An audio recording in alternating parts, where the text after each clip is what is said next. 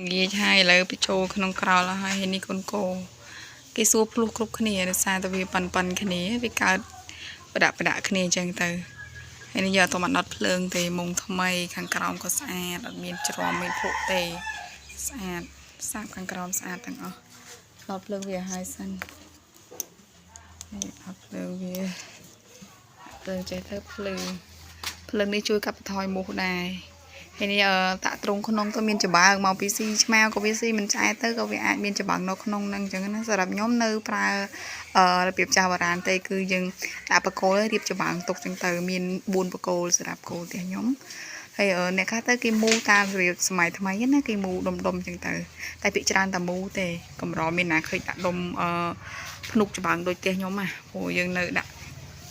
របៀបចាស់អញ្ចឹងណាហើយមុងថ្មីអ្នកទាំងអស់គ្នាមើលស្អាតណាស់ដល់ពេលអញ្ចឹងឃើញនិយាយទៅអ្នកស្រឡាញ់គោអ្នកចាំគោមើលថែវានេះគឺយើងអាណិតវាចឹងខែភ្លៀងអញ្ចឹងណាយើងក៏ដាក់មុងអីឲ្យថ្មីអញ្ចឹងទៅរៀបចំឲ្យស្អាតអញ្ចឹងទៅតែមែនទែនទៅមុងនេះប្រើបានយូរឆ្នាំមុងដែលខ្ញុំដូរចោលមុនហ្នឹងឡើង6 7ឆ្នាំហើយជិត10ឆ្នាំហើយមែនទែនទៅអស់ខ្ទង់ជា30,000គ្រាន់តែកែគុណទាំងមុងទាំងឈើវៃទាំងយើងចាក់សាប់បាត់ក្រោមអីផងតែយើងធ្វើខ្លួនឯងទេអត់បានជួលគេទេនេះគេមានក្តីសុខគេណាវាអត់ជ្រាំគេស៊ីច្បើងស៊ីមិនសល់ទេដាក់មកទ្រុងនេះកូនគេដេកអស់ហើយនេះខាងតកែវខ្ញុំចាំបែបហ្នឹង